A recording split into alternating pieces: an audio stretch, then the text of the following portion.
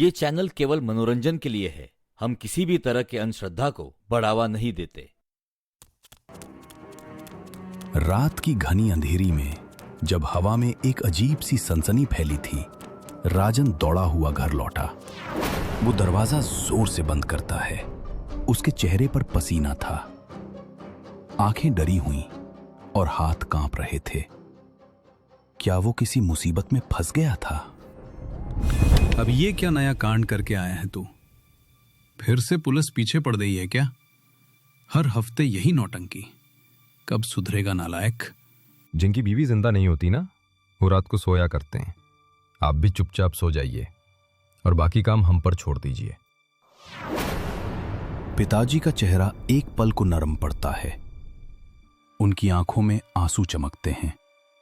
वो अपनी स्वर्गवासी पत्नी, राजन की मां और अपने बनाए साम्राज्य के बारे में सोचते हैं, जो अब बेटे की हरकतों से कलंकित है। हरामी, अपनी मां के बारे में तो अच्छा बोल। वो स्वर्ग से देख रही होगी और तेरी हरकतों पर रो रही होगी। राजन बेपरवाह गुस्से में अपने कमरे की ओर चला जाता है। पिताजी अकेले रह जाते हैं, कुर्सी पर ढहते हुए रोज की तरह अपनी किस्मत को कोसते हैं। राजन अब थोड़ा शांत, लेकिन अभी भी बेचैन, अपने दोस्त पंकज को फोन करता है। मैंने तुझे पहले ही कहा था, चुपचाप घर चलते हैं। अब हो गया ना कांड। मतलब तेरा कहना है सारी गलती मेरी है? जैसे तूने बहती गंगा में हाथ नहीं धोए। वो लाश कहाँ छुपाई? वो तूने ही तो सुझाया था ना। मैंने तुझे पहले ही कहा था ज्यादा हो गई है, लेकिन तेरी ही अंदर की खुजली थी ना। अगर ये राज बाहर आया तो बड़ा कांड हो जाएगा। चल टेंशन मत ले, दरोगाजी संभाल लेंगे। इतना पैसा खिलाया है उन्हें, अपना काम कर देंगे। लेकिन अगर फंसा तो अकेला नहीं फंसूंगा, तू भी फंसेगा, समझा? एक बात याद रख, अपना मुंह किसी भी हालत में मत खोलना, समझा? वरना मुझसे बुरा कोई नहीं होगा। राजन फोन काट देता है, बिस्तर पर लेट जाता है, छत को घूरता है। हवा भारी हो जाती है, मानो उनका छुपा राज उन्हें घूर रहा हो। दोनों एक दूसरे पर इल्जाम लगाते रहे थे, लेकिन वो राज क्या था और वो किस चीज के बारे में बात कर रहे थे? किसी हत्या का या कोई भयानक रहस्य? चलो देखते हैं आगे। रात का गहरा सन्नाटा, हवा में एक अजीब सी ठंडक। राजन अपने बिस्तर पर लेटा है, नींद की कोशिश कर रहा है, लेकिन नींद जैसे उसे खा रही हो। कभी कभी किचन से कुछ गिरने की आवाज आती है। बाबूजी, बढ़ती उम्र में सटिया गए हो क्या? चुपचाप सो जाओ और मुझे भी सोने दो। कोई जवाब नहीं आता। राजन फिर से चिल्लाता है, बाबूजी सुन रहे हो ना? जवाब क्यों नहीं दे रहे हो? जवाब न मिलने पर राजन उठता है और बाबूजी के कमरे की ओर जाता है। बाबूजी के कमरे से जोर जोर से खर्राटों की आवाज आ रही है। वो सोचता है कि बाबूजी सो रहे हैं। तभी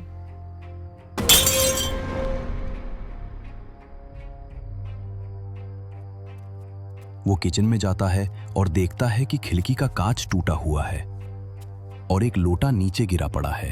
ये क्या? शायद कोई बिल्ली वगैरह होगी। वो बिना ज्यादा सोचे अपने कमरे में वापस चला जाता है और सोने की कोशिश करता है। पंकज का कमरा अंधेरे में डूबा हुआ है। केवल एक टिमटिमाती बल्ब की रोशनी कमरे में बिखरी है। पंकज अपने बिस्तर पर लेटा है, उसकी आंखें खुली, पसीने से तर। नींद जैसे उससे कोसों दूर है। उसका दिमाग उस रात की भयावह घटना में उलझा हुआ है।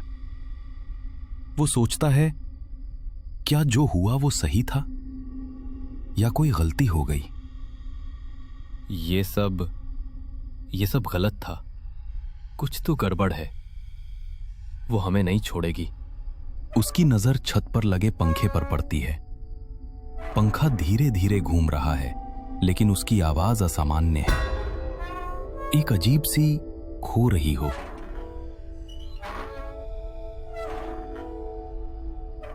पंकज की सांसें तेज हो जाती हैं। वो पंखे को घूरता रहता है। उसका दिल जोर जोर से धड़क रहा है। कमरे में हवा ठंडी हो जाती है। एक हल्की फुसफुसाहट सुनाई देती है।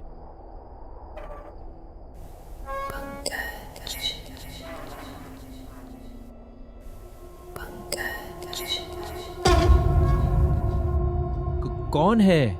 मैंने कुछ नहीं किया, मुझसे गलती हो गई थी।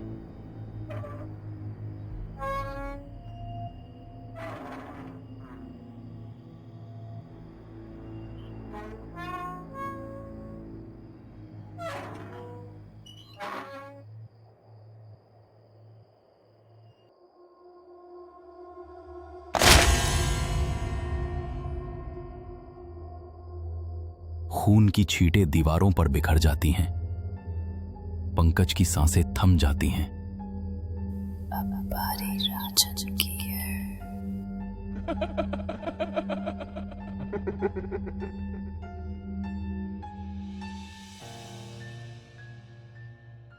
सुबह का उजाला, लेकिन घर में तनाव का माहौल। राजन नींद से उठता है। उसका चेहरा थका हुआ और परेशान। बाबूजी उसे देखते ही आग बबूला हो जाते हैं। तुम लोगों ने रात को क्या कांड किया था? दरोगा जी सुबह सुबह घर पर आए थे। बोल, क्या किया तूने फिर से? आप अपने काम से काम रखिए। मेरी निजी जिंदगी में दखलंदाजी देने की कोई जरूरत नहीं है। अगर इतना ही मेरा ख्याल रखते तो माँ का भी उतना ही ख्याल रखते। तेरी माँ मेरी वजह से नहीं, तेरी हरकतों की वजह से मरी, समझा? तूने ही उसे मार डाला अपनी ऐसे हरकतों से। आपकी तो ये पुरानी आदत है। अपनी जिम्मेदारी दूसरों के कंधों पर डाल देते हो और दूसरों को दोष देते हो। ये माँ के सामने चलता था, मेरे सामने नहीं चलेगा। अगर इतना ही घमंड है तो मेरे पैसों पर पलना छोड़ दे। खुद कमाकर अपना ख्याल रख। मेरी चिंता करने की कोई जरूरत नहीं। तुम्हारी इसी बकबक की वजह से मैं इस घर में नहीं रुकता। छोड़ो, मैं जा रहा हूं। राजन गुस्से में अपना फोन उठाता है और घर से बाहर निकल जाता है। राजन सड़क पर खड़ा होकर पंकज को फोन लगाता है। पहली कॉल, कोई जवाब नहीं। दूसरी कॉल, फिर भी कोई जवाब नहीं। वो बेचैन हो रहा है। तभी उसका फोन बजता है। दरोगा जी का कॉल। तुम जहां हो, जैसे हो, जल्दी से जल्दी पंकज के घर पहुंचो। क्या हुआ दरोगा जी? कोई प्रॉब्लम है क्या? मैंने कहा ना, जल्दी से जल्दी पंकज के घर पहुंचो। ज्यादा बकवास मत करो। फोन कट जाता है। राजन का चेहरा डर और अनिश्चितता से भर जाता है। वो तेजी से पंकज के घर की ओर जाता है। राजन का दिल जोर जोर से धड़क रहा था। दरोगा जी की आवाज में कुछ ऐसा था जो सामान्य नहीं था। धूप तेज है, लेकिन पंकज के घर के बाहर का माहौल ठंडा और भारी है। राजन अपनी गाड़ी से उतरता है। उसका दिल जोर जोर से धड़क रहा है। उसे लगा था कि दरोगा जी ने सारा मामला संभाल लिया होगा, लेकिन अब कुछ गड़बड़ लग रहा है। राजन घर के अंदर दाखिल होता है। ये क्या हो गया मेरे दोस्त पंकज के साथ दरोगा जी? मैं खुद देखकर हैरान हूं। ये नहीं आत्महत्या जैसी लगती है, नहीं खून, लेकिन हमें इसे हादसा बताना पड़ेगा, क्योंकि पंखा अचानक उसके सिर पे गिरकर उसकी मौत हुई है। ये कैसे हो सकता है? कल रात तो हमारी बात हुई थी। खैर, ये तो पोस्टमार्टम से पता चलेगा।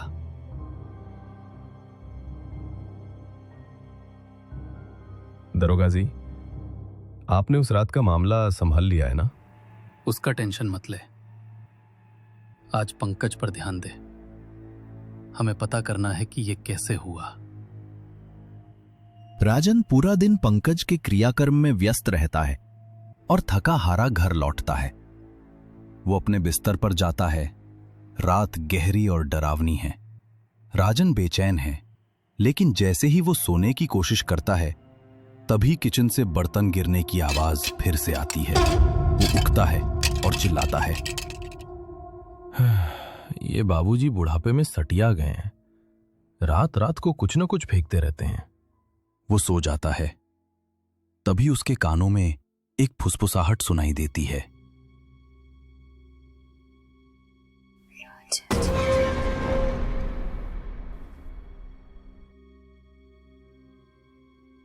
राजन घबराकर उठ बैठता है।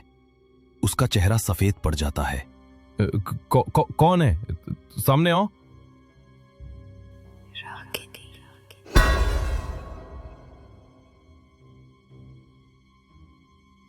राजन का चेहरा सफेद पड़ जाता है। उसकी आंखें डर से भरी, यादें दिमाग में घूमने लगती हैं। रागिनी, तुम तो मर चुकी हो। ये नहीं हो सकता। अचानक कमरे में हवा तेज हो जाती है। पर्दे उड़ने लगते हैं। एक साड़ी में लिपटी आकृति प्रकट होती है। रागिनी की आत्मा, आंखें लाल, बाल बिखरे, वो राजन की ओर बढ़ती है।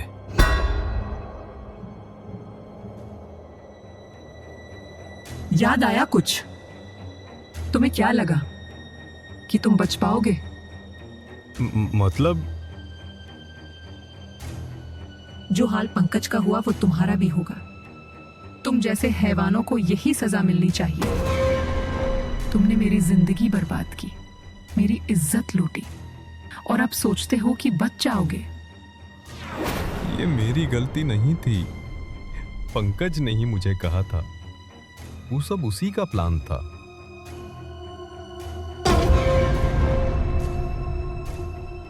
मेरी क्या गलती थी?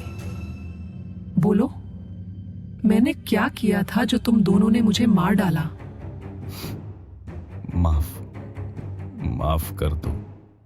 मुझे माफ कर दो रागिनी। मैं गलत था। सुन राजन, उस रात तूने मेरे साथ क्या किया वो मैं तुझे बताती हूं। उस रात तूने मुझे प्यार का झांसा दिया। तेरी बातों में, तेरी झूठी मुस्कान में मैं फंस गई। मैंने सोचा तू मुझसे सच्चा प्यार करता है लेकिन तूने मुझे गले लगाया और फिर तेरी गंदी हरकतें शुरू हुई। मैंने तुझे रोका लेकिन तूने मेरी एक ना सुनी, और जब तेरा मन भर गया तूने मुझे पंकज के हवाले कर दिया जैसे मैं कोई चीज हूं। पंकज ने मेरे साथ जबरदस्ती की। मैं चीखी, मैंने मना किया, लेकिन तुम दोनों हंस रहे थे जैसे मैं कोई इंसान नहीं, बस तुम्हारी हवस का सामान थी। और फिर तुम दोनों ने नशे में मेरे गले को दबा दिया। मेरी चीखें दब गईं, मेरी सांसें रुक गईं। मेरे पेट में पल रहा मेरा बच्चा, तेरा बच्चा राजन, उसकी भी जान ले ली तुमने। तुमने मुझे नहीं, मेरे बेटे को भी मार डाला। राजन की आंखें डर और अपराध बोझ से भर जाती हैं। वो रोते हुए, रागिनी, मैं नहीं जानता था। माफ कर दे, मुझे माफ कर दे। माफ? तुम जैसे हैवानों को माफी नहीं, सजा मिलती है। पंकज को उसकी सजा मिल चुकी है। अब तेरी बारी है राजन। तुम्हें सब पता था। तुमने और पंकज ने मिलकर मुझे मारा, सिर्फ इसलिए कि मैं तुम्हारी हवस का शिकार बन गई थी। अब तू भी उसी दर्द से गुजरेगा, तभी मेरा बदला पूरा होगा। राजन की चीखें गूंजती हैं, लेकिन रागिनी नहीं रुकती। उसके हाथ राजन के गले को पूरी तरह दबा देते हैं। वो तड़पता है और आखिरकार उसकी सांसें थम जाती हैं। रागिनी की आत्मा संतोष से मुस्कुराती है, जैसे न्याय हो गया हो। उसकी आकृति धीरे धीरे गायब हो जाती है। कमरे में सन्नाटा छा जाता है। रागिनी का बदला पूरा हुआ। राजन की मौत के साथ वो राज दफन हो गया। लेकिन सच्चाई ये है कि दुनिया में ऐसी कई महिलाएं हैं जो ऐसी हैवानियत का शिकार होती हैं, बिना किसी वजह के, सिर्फ ऐसे पुरुषों की हवस के लिए मार दी जाती हैं। आज भी कई महिलाएं इस तरह की समस्याओं से जूझ रही हैं। हमें जागरूक होना चाहिए और ऐसी घटनाओं को रोकना चाहिए। यह कहानी एक चेतावनी है। हवस का अंत हमेशा विनाश होता है। आपको क्या लगता है? क्या ऐसी घटनाओं को रोकने के लिए हम सबको और जागरूक होने की जरूरत है? अपने विचार कमेंट्स में जरूर साझा करें और इस कहानी पर चर्चा करें। आपकी राय मायने रखती है।